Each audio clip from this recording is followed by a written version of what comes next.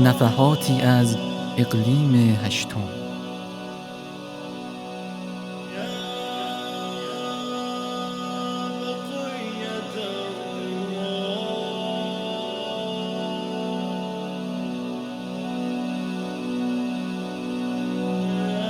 هدیه های دوستان به پیشگاه بزرگان اعلی الله مقامهم، برگرفته از کتاب مبارک حدیقة الاخوان.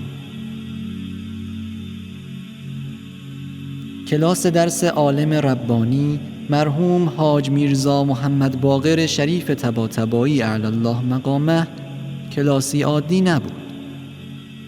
در این درس مطالب جالب توجه و مهمی بیان می شد.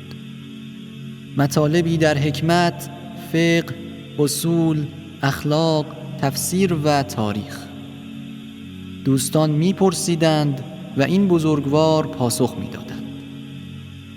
روزی در درس صحبت از سیره شیخ مرحوم اعلی الله مقامه به میان آمد و ایشان فرمایشی از شیخ بزرگوار نقل فرمودند.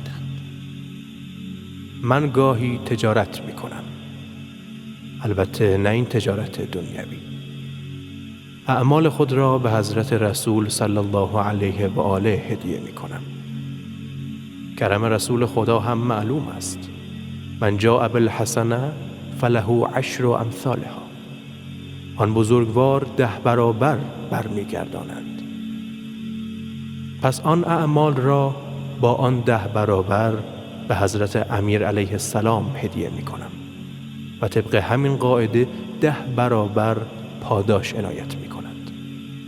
باز همه این اعمال و همه این 10 برابرها را به حضرت فاطمه سلام الله علیها هدیه می کنم و قطعاً حضرت عنایت می کنند و همینطور سایر معصومین.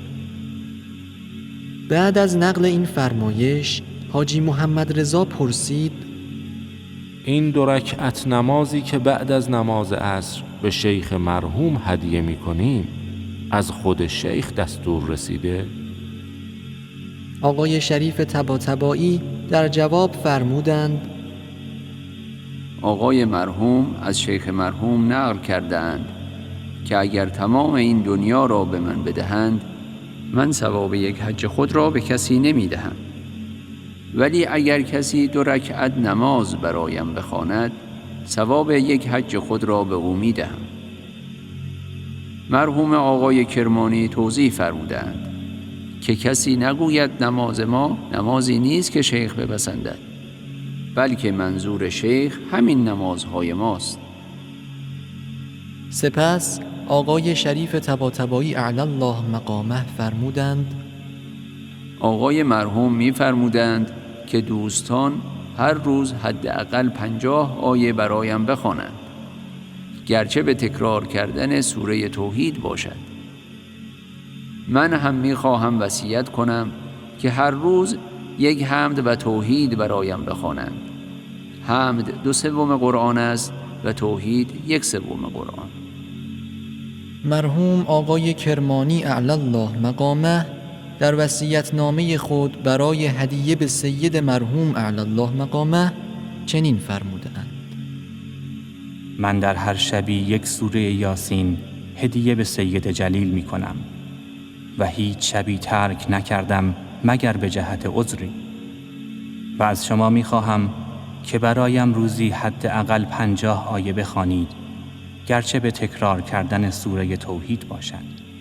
و این وصیت من است به شما و من حق بزرگی بر شما دارم. هل جزاء الاحسان الا الاحسان؟ در اینجا مناسب است که متذکر مضمون فرمایش سرور معظم حفظه الله شویم که فرموده اند: دوستان در تعقیب نمازهای شبانه روزی صلواتی را که حضرت عسکری علیه السلام برای مادر مظلومه خود فاطمه زهرا سلام الله علیها انشاء فرموده اند بخوانند و ثواب آن را به ارواح مطهره بزرگان اعلی الله مقامهم و علماء خدمتگزار مکتب مقدس استبصار اهدا کنند و من را هم در ثواب اهداء خود شریک نمایند.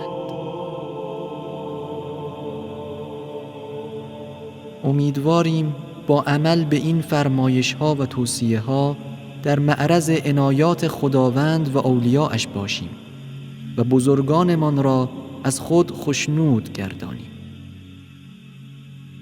اللهم ارفع درجات مشایخنا العظام و صل علی محمد و آله الطاهرین والعن اعداءهم اجمعین.